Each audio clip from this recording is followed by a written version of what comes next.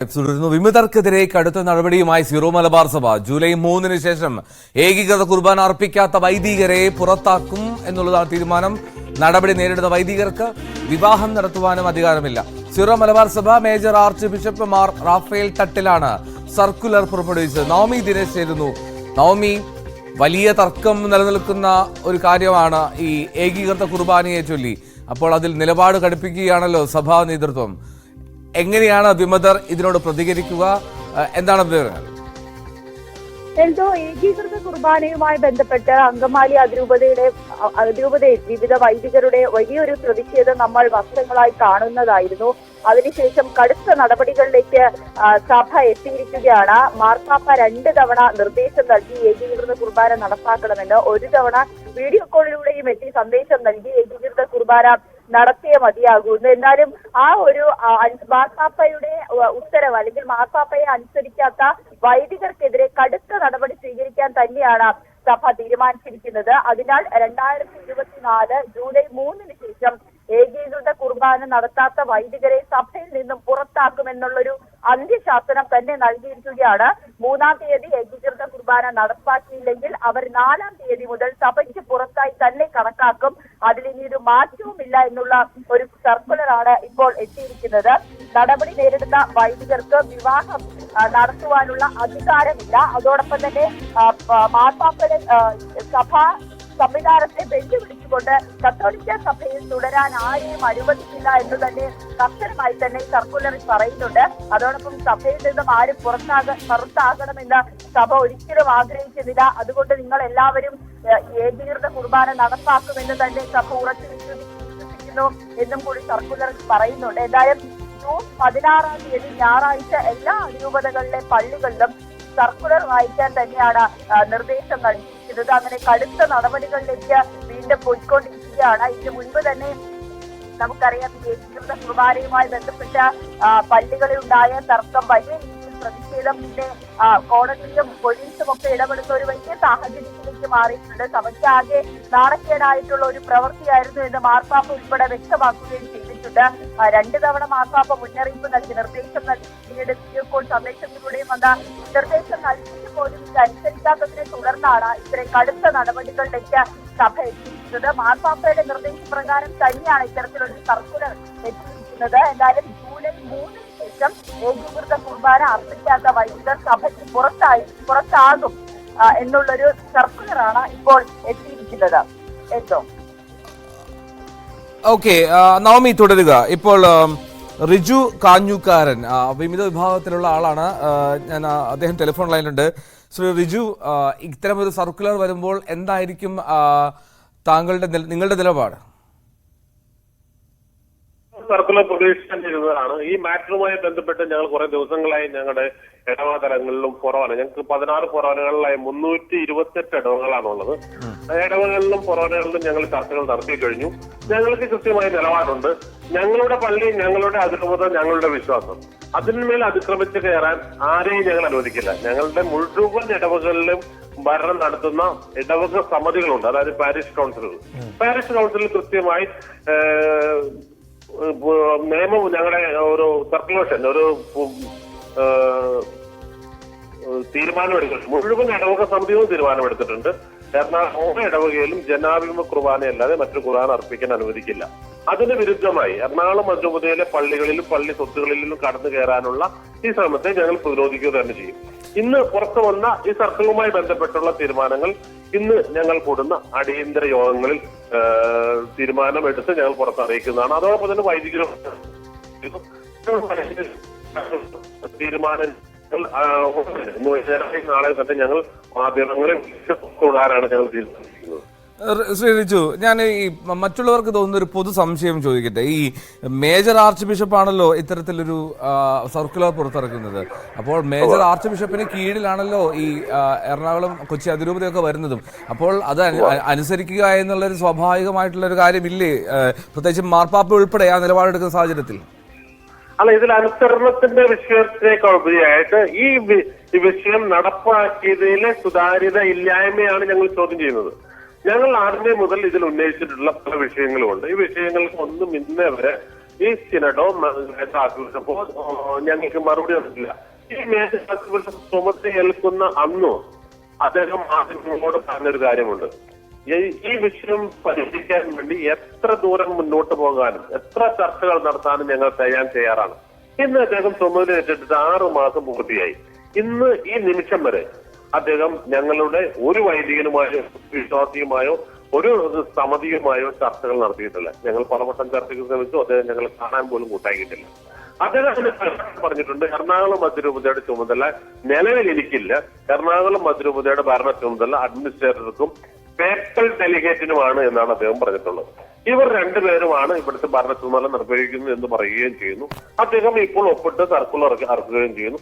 ഇവിടുത്തെ പള്ളികളിലെ കേസുകളിൽ അദ്ദേഹത്തിന്റെ സ്വന്തം ഇഷ്ടപ്രകാരം അഫിഡവിറ്റ് ഫയൽ ചെയ്യുകയും ചെയ്യുന്നു. അദ്ദേഹം പറയുന്നു കോടതിക്ക് ഇടപെടാമെന്ന്. എങ്കിൽ കോടതി ഇടപെട്ടിരിക്കുകയാണല്ലോ, കോടതിയിൽ കേസ് നടക്കുന്നു. കോടതിയിൽ കേസുകൾക്ക് തീരുമാനമാകുന്നതിന് മുമ്പ് ഇത്തരത്തിൽ ഒരു തീരുമാനം കൊണ്ടുവരാൻ എങ്ങനെയാണ് സാധിക്കുക? അദ്ദേഹം തന്നെ പറഞ്ഞു കോടതിക്ക് ഈ വിഷയത്തിൽ ഇടപെടാമെന്ന് പറയുമ്പോൾ ആ കോടതിയിൽ പരിഗണിച്ചിരിക്കുന്ന വിഷയത്തിന്മേൽ എങ്ങനെയാണ് ഒരു ഒരു നടപ്പാക്കാനാകുക? ഇതൊക്കെയാണ് ഞങ്ങളുടെ സംശയം. പിന്നെ ഈ വിഷയത്തിൽ എടുത്തിട്ടുള്ള ഏറ്റവും പ്രധാനപ്പെട്ട വസ്തുത, മാർപ്പാപ്പ അംഗീകരിച്ച ടെക്സ്റ്റ് ഇവിടെ വന്നതിന് ശേഷം ഇവർ തിരുത്തൽ വരുത്തി. ആ തിരുത്തലിനെ ഞങ്ങൾ പലവട്ടം ചോദ്യം ചെയ്തു, അതിനുശേഷം മറുപടി ചെയ്തിട്ടില്ല. കാരണം മാർപ്പാപ്പ അംഗീകരിച്ച ടെക്സ്റ്റ് ഇവിടെ വന്നതിന് ശേഷം അതിൽ പൊതുനിർദ്ദേശങ്ങളായി കൂട്ടിച്ചേർത്ത 7ാമത്തെ പൊതുനിർദ്ദേശം വൈദികന്റെ ശരീരഭാഷയെ കുറിക്കുന്ന റൂബ്രിക്സ്, അതായത് അദ്ദേഹം തിരിഞ്ഞെടുക്കുന്ന ഭാഗത്തെ കുറിച്ച് പറയുന്ന ഭാഗം ഇവിടെ കൂട്ടിച്ചേർത്തതാണെന്ന് സിനഡ് തന്നെ പറയുന്നു. അപ്പോൾ സിനഡ് ഇത് പറയുമ്പോൾ ഇത് എന്തുകൊണ്ട് കൂട്ടിച്ചേർത്തു? കൂട്ടിച്ചേർത്തതിന് ശേഷം മാർപ്പാപ്പയുടെ അംഗീകാരം വാങ്ങിയോ? അത് എന്തുകൊണ്ട് പൊതുസമൂഹത്തെ അറിയിക്കുന്നില്ല? ഒരു നിമിഷം തുടരുക. ഫാദർ ആന്റണി പൂതവേലിൽ ഇപ്പോൾ ടെലിഫോൺ ലൈനിലുണ്ട്. ഫാദർ ആന്റണി പൂതവേലിൽ ഇപ്പോൾ റിജു കാഞ്ഞുകാരൻ വിവിധ ഭാവത്തിൽ പ്രതിനിധീകരിച്ച് സംസാരിച്ചതാണ്. ഈ മാർപ്പാപ്പ ഇറക്കിയ ഒരു സർക്കുലർ, അതിലൊരു മാറ്റം ഇവിടെ എത്തിയപ്പോൾ അങ്ങനെ ഒരു മാറ്റം ഉണ്ടായോ? അതേക്കുറിച്ച് എനിക്ക് വ്യക്തമായ അറിവെനിക്കില്ല. ഇവിടെ വിമത വിഭാഗം അങ്ങനെയുള്ള ആരോപണങ്ങൾ നിരന്തരമായിട്ട് ഉന്നയിച്ച് സിനഡ് എടുത്ത തീരുമാനത്തെ നിഷേധിക്കാനായിട്ട് അത് തുടരെ അവർ പരിശ്രമിച്ചുകൊണ്ടിരിക്കുകയാണ്. അതിന്റെ ഭാഗമായിട്ട് ഉയർത്തുന്ന ആരോപണങ്ങളാണ്. അവരുടെ ഡിമാൻഡ് അനുവദിച്ചു കിട്ടാൻ വേണ്ടി ഏത് കുതന്ത്രവും അവര് ഉപയോഗിച്ചുകൊണ്ടിരിക്കുകയാണ്. അതിന്റെ ഭാഗമായിട്ട് മാത്രമേ ഞാൻ അതിനെ കാണുന്നുള്ളൂ. കാരണം ഇത് സിനഡിൽ വിശദമായി ചർച്ച ചെയ്ത് വത്തിക്കാൻ സമർപ്പിച്ച് മാർപ്പാപ്പയും അംഗീകരിച്ച ഒരു കുർബാന ടെക്സ്റ്റാണ്. അപ്പൊ അതില് എന്തെങ്കിലും അപാകതകളോ പോരായ്മകളോ ഉണ്ടെങ്കിൽ അത് സിനഡിലാണ് അത് ചർച്ച ചെയ്യേണ്ടതും ആ ചർച്ച ചെയ്ത് അത് എന്തെങ്കിലും പരിഹരിക്കേണ്ടത്.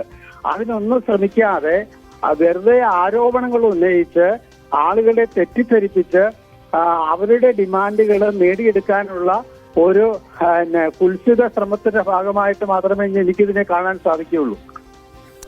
ഫാദർ ഒന്ന് തുടരുക. ഞാൻ റിജുവിലേക്ക് ഒന്നുകൂടി പോവുകയാണ്. റിജു, ഇപ്പോൾ ഫാദർ ആന്റണി പൂതവേലിൽ പറഞ്ഞതുപോലെ അത്തരം ഒരു മാറ്റം ഇവിടെ വന്നപ്പോൾ ഉണ്ടായി എന്ന് എനിക്ക് പറയാൻ കഴിയില്ല എന്നാണ് ഫാദർ പറഞ്ഞത്. മറ്റൊന്ന്, ഈ എറണാകുളം അങ്കമാലി അതിരൂപത മാത്രമല്ലല്ലോ സിറോ മലബാർ സഭയുടെ അണ്ടറിൽ വരുന്നത്. അപ്പോൾ ബാക്കി എല്ലായിടത്തും ഇല്ലാത്ത പ്രതിഷേധം നിങ്ങൾ ഉയർത്തുമ്പോൾ ഉണ്ടാകുന്ന ഒരു സ്വാഭാവിക സംശയം സാധാരണ ക്രിസ്ത്യൻ വിശ്വാസികൾക്കുണ്ടായില്ലേ?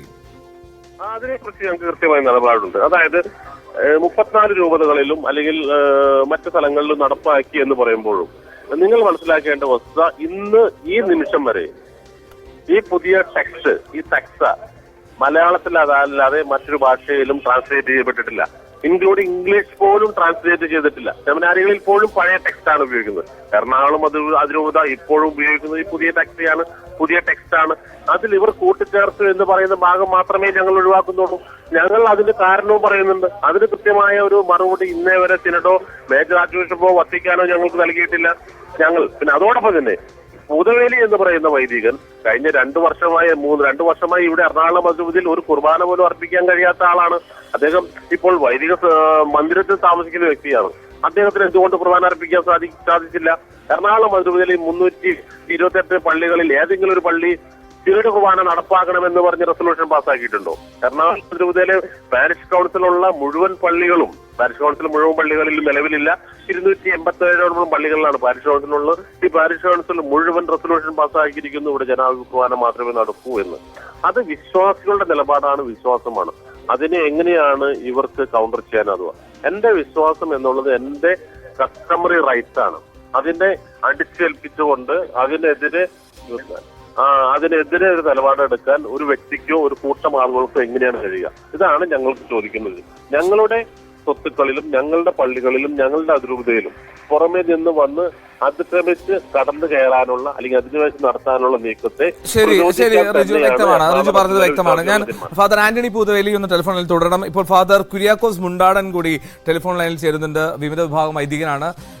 ഫാദർ കുര്യാക്കോസ് മുണ്ടാടൻ, ഈ ഇത്തരത്തിലൊരു സർക്കുലർ വരുമ്പോൾ അതിൽ ഇത് ഉത്തരവ് പാലിക്കാത്ത വൈദികർക്ക് പൗരോഹിത്യ ശുശ്രൂഷയിൽ നിന്നും വിലക്ക് ഏർപ്പെടുത്തും എന്നുള്ളതുൾപ്പെടെ അതിൽ വ്യക്തമാക്കുന്നുണ്ട്.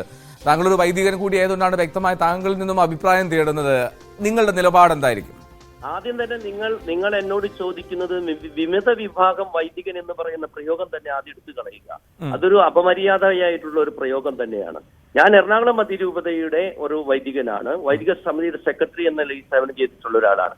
ഇപ്പോൾ ഇറങ്ങി വരിക്കുന്ന ഡോക്യുമെന്റ് അതിന് ഞങ്ങൾ വിശ്വസിക്കുന്നില്ല. ഫാദർ, അതിലൊരു വ്യക്തത ചോദിച്ചോട്ടെ. വേറൊന്നുമല്ല, ഈ വിമത വിഭാഗം എന്ന് ഞാൻ സൂചിപ്പിച്ചതിനെ അതിന് വിമർശിച്ചോട് ചോദിക്കുന്നതാണ്.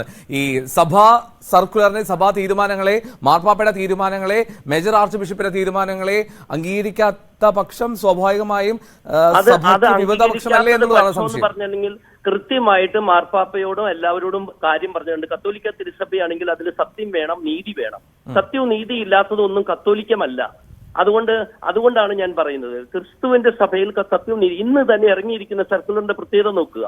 ഈ 14-ാം തീയതി സിനഡ് ഓൺലൈനിൽ കൂടാനായിട്ട് മൗണ്ട് സെന്റ് തോമസിൽ നിന്ന് സർക്കുലർ വന്നിട്ടുണ്ട്. ജൂൺ 14 സിനഡ് കൂടി തീരുമാനിക്കുന്നതിനേക്കാൾ മുൻപ് എങ്ങനെയാണ് ആ സിനഡിന്റേതായിട്ട് ഒരു ഡോക്യുമെന്റ് ഇന്നലെ ഫേക്ക് ഡോക്യുമെന്റ് ആയിട്ട് പ്രോട്ടോകോൾ നമ്പർ ഇല്ലാതെ പുറത്തു വന്നത്? അതെങ്ങനെയാണ് ഇന്ന് ഒരു ഒറിജിനൽ ഡോക്യുമെന്റ് ആയിട്ട് പുറത്തു വന്നത്? ഇത് മുഴുവൻ തട്ടിപ്പാണ്. ഈ തട്ടിപ്പ് കത്തോലിക്ക സഭയിൽ തട്ടിപ്പിലൂടെയും ചതിയിലൂടെയും വഞ്ചനയിലൂടെയുമാണ് ഒരു കാര്യം തീരുമാനമാക്കേണ്ടത്. ഈ സിനഡ് പിതാക്കന്മാരെന്ന് പറയുന്നവർക്ക് ഈ സിനഡ് പിതാക്കന്മാരെ ഈ പെർമനന്റ് സിനഡ് അംഗങ്ങൾ മാനിക്കുന്നുണ്ടോ? ഈ സിനഡിന് എന്ത് പ്രസക്തിയാണുള്ളത്? ഒരു നിമിഷം ഫാദർ കുര്യാക്കോസ് മുണ്ടാടൻ, ഒരു നിമിഷം ഫാദർ മുണ്ടാടൻ, ഒരു നിമിഷം ഫാദർ ആന്റണി പൂതവേലി തുടരുന്നുണ്ട്. ഞാൻ ആ സംശയം തീർത്തിട്ട് പോകാൻ വേണ്ടിയിട്ടാണ്. ഫാദർ ആന്റണി പൂതവേലിയിൽ അങ്ങനെ ഈ 14-ാം തീയതി സിനഡ് കൂടാനുള്ള തീരുമാനമുള്ള സമയത്ത് അതിനു മുമ്പ് ഇത്തരത്തിലൊരു സർക്കുലർ ഇറക്കേണ്ട സാഹചര്യം ഉണ്ടായിരുന്നു? അല്ല, അതിനു മുൻപായിട്ട് ശ്രീ റിജു കാഞ്ഞിക്കാരൻ പറഞ്ഞ കാര്യത്തോട് എനിക്കൊരു മറുപടി പറയേണ്ടതുണ്ട്. എറണാകുളം അങ്കമാലി അതിരൂപതയില് കഴിഞ്ഞ 2 വർഷമായിട്ട് സിനഡ് കുർബാന എല്ലാം സാധിക്കാത്ത വൈദികനാണ് ഞാനെന്നുള്ള ആക്ഷേപം ഒരിക്കലും ശരിയല്ല. 2022 ഓശാന ഞായറാഴ്ച മുതൽ 2022 ഡിസംബർ 19-ാം തീയതി വരെ മറ്റൂർ പള്ളി വികാരി എന്നുള്ള നിലയിൽ അവിടെ നിർബാധമായിട്ട് ഈ ഏകീകൃത കുർബാന ചൊല്ലിക്കൊണ്ടിരുന്ന ഒരു വൈദികനാണ് ഞാൻ.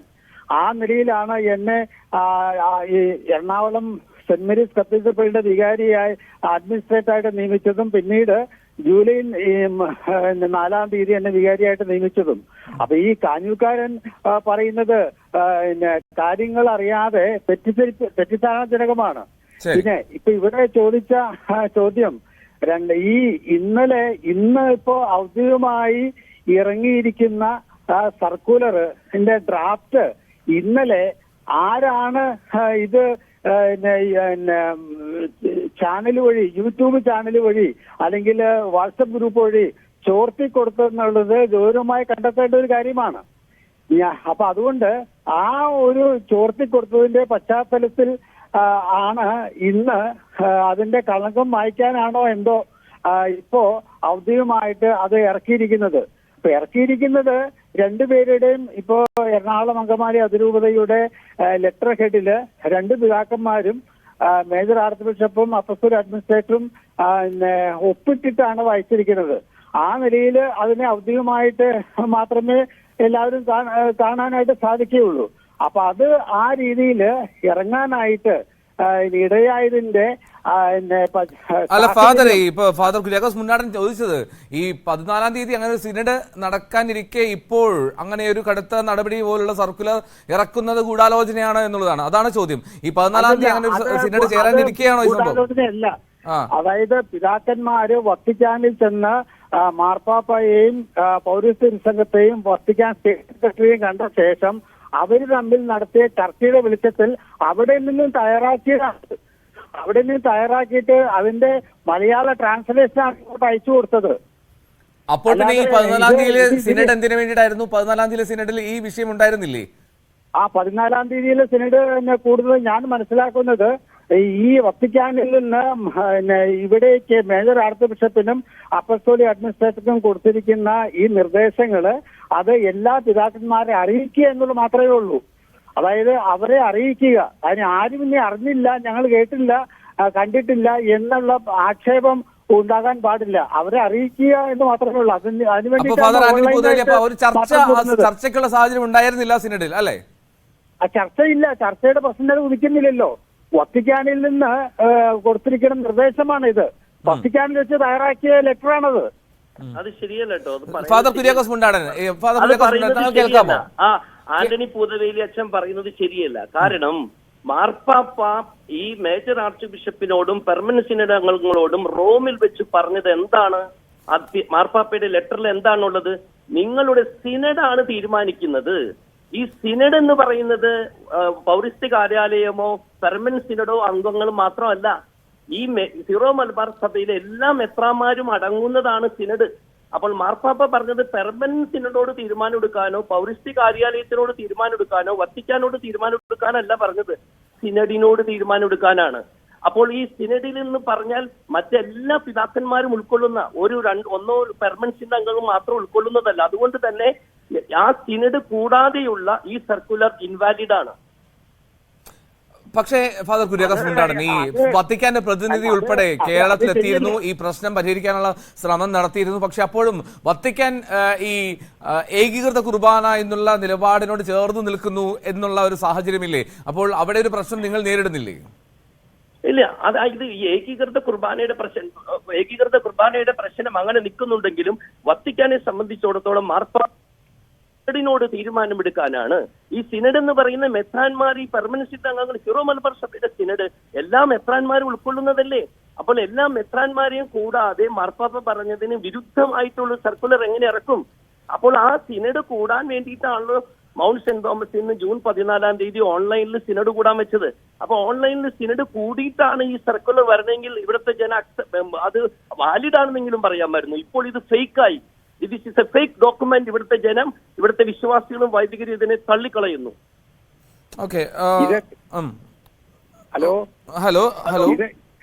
ഇതൊക്കെ വളരെ കണക്കൂട്ടി തന്നെ ചോർത്തി കൊടുത്ത് ഇങ്ങനെ ഒരു അഭിപ്രായം എതിർപക്ഷത്ത് നിന്ന് വരാൻ വേണ്ടി മനഃപൂർവ്വം ഒരുക്കിയ ഒരു കെണിയായിട്ടാണ്. ആരാണ് ചോർത്തി കൊടുത്തത്? മൗണ്ടിൽ കിടക്കുന്ന ഒരു ഡോക്യുമെന്റ് മൗണ്ടിൽ നിന്നല്ലാതെ എവിടെന്നാ ചോരുന്നത്? മൗണ്ടിൽ കിടക്കുന്ന ഡോക്യുമെന്റ് മൗണ്ടിൽ നിന്നല്ലാതെ എവിടെ ചോരുന്നത്? ഫാദർ ആന്റണി പൂതവേലിൽ ഞാൻ ഒരു കാര്യം ചോദിക്കട്ടെ. ഈ വത്തിക്കാന്റെ നിലപാട് അത് പ്രാദേശികമായി ഇത്തരത്തിലുള്ള തീരുമാനങ്ങൾ എടുക്കാം എന്നുള്ള ഒരു അനുവാദമുണ്ടോ? എനിക്കൊരു ഇല്ല. അതായത് സീറോ മലബാർ സഭ സൂയി ജൂരി ചർച്ച ആയതുകൊണ്ടാണ് വത്തിക്കാന്റെ നിലപാടുകള് ഇവിടെ സീറോ മലബാർ സിനഡില് വിശദീകരിച്ച് അത് അംഗീകരിച്ച് അത് നടപ്പാക്കാനാണ് റോമിന്റെ നിർദ്ദേശം. അല്ലാതെ ഇവിടെ തീരുമാനം എടുക്കാനും മാർപ്പാപ്പ പറഞ്ഞ കാര്യത്തിന്റെ വിപരീതമായിട്ട് ഒരു തീരുമാനം എടുക്കാനായിട്ട് ഈ സൂയി ജൂരി ചർച്ച ആണെങ്കിൽ പോലും സീറോ മലബാർ സഭാ സിനഡിന് അധികാരമില്ല. അതല്ലേ പ്രശ്നം ഫാദർ മുണ്ടാടൻ. ഈ വത്തിക്കാൻ പ്രാദേശികമായിട്ടുള്ള തീരുമാനത്തിലേക്ക് പോകുക എന്നുള്ള ഒരു സാഹചര്യം ഉണ്ടോ? നിലപാടുണ്ട്. പ്രാദേശികമായി തീരുമാനം എടുക്കാം, തീർച്ചയായും. അച്ഛൻ ഈ പൂതവേലി അച്ഛൻ പറഞ്ഞല്ലോ ഞാൻ കുർബാന ചൊല്ലിയിരുന്നു എന്ന്. കഴിഞ്ഞ 2 വർഷമായി എവിടെ കുർബാന ചൊല്ലിയിരുന്നു എന്നാണ് ഞാൻ ചോദിച്ചത്. 2 വർഷമായി അദ്ദേഹം ബസിലിക്കയിൽ വികാരിയാണ് എന്ന് പറഞ്ഞുകൊണ്ട് സ്വയം അവിടെ കയറിയിരുന്നു. ഇപ്പോൾ വിശ്രമ കേന്ദ്രത്തിൽ വിശ്രമിക്കുന്നു. അദ്ദേഹത്തിന് എവിടെയാണ്, എറണാകുളം അതിരൂപതയിൽ ഏത് പള്ളിയാണ് തിരയുടെ കുർബാന നടത്തണമെന്ന് പറഞ്ഞ് റെസൊല്യൂഷൻ പാസ്സാക്കിയിട്ടുള്ളത്. എറണാകുളം അതിരൂപതയിലെ മുഴുവൻ പള്ളികളും ജനാഭിമുഖ കുർബാന മാത്രമേ നടത്തൂ എന്ന് പറഞ്ഞാണ് റെസൊല്യൂഷൻ പാസ്സാക്കിയത്. കുർബാന വിശ്വാസികൾക്ക് വേണ്ടി കൂടിയാണ്, അല്ലാതെ വൈദികന് വേണ്ടി മാത്രമല്ല, അല്ലെങ്കിൽ മെത്രാന് വേണ്ടി മാത്രമല്ല. ശരി ശരി എന്നാലും ഈ തർക്കം അത് ഇവിടെയും അവസാനിക്കുന്നില്ല എന്നുള്ളതാണ് പ്രധാനപ്പെട്ട കാര്യം. അത് എന്താണെങ്കിലും സർക്കുലർ അത് മേജർ ആർച്ച് ബിഷപ്പിന്റെ ഭാഗത്തു നിന്നും ഇറങ്ങിയതാണ്. വളരെ കൃത്യമായി വിമതർക്കെതിരെ നടപടി എടുക്കാനുള്ള തീരുമാനത്തിലേക്ക് സിറോ മലബാർ സഭ പോകുന്നു എന്നുള്ളതാണ് ഞങ്ങൾ കൊച്ചി റിപ്പോർട്ടർമാരും പങ്കുവയ്ക്കുന്നത്. ജൂലൈ 3 ശേഷം ഏകീകൃത കുർബാന അർപ്പിക്കാത്ത വൈദികർ സഭയ്ക്ക് പുറത്താകുമെന്നുള്ളതാണ് റാഫേൽ തട്ടിൽ പുറപ്പെടുവിച്ച റിപ്പോർട്ടിൽ സർക്കുലറിലുള്ളത്. ഈ സർക്കുലർ അങ്ങനെ പുറത്തെത്തി എന്നുള്ള സംശയമാണ് ഇപ്പോൾ സഭാ നേതൃത്വം ഉന്നയിക്കുന്നത്. ഒപ്പം വിവിധ വിഭാഗം അതിനെ കൃത്യമായി എതിർക്കുകയും ചെയ്യുന്നു. എന്താണ് വരും ദിവസങ്ങളിൽ ഈ തർക്കം തുടരുമെന്നുള്ള സൂചന ലഭിക്കുന്നു. വളരെ നന്ദി ഫാദർ കുര്യാക്കോസ് മുണ്ടാടൻ, ഫാദർ ആന്റണി പൂതവേലിൽ, ഒപ്പം റിജു കാഞ്ഞുകാരൻ. സമയക്കുറവുകൊണ്ടാണ് ഇടപെട്ടത്. ഇനി മറ്റൊരു വാർത്തയിലേക്ക് പോയാൽ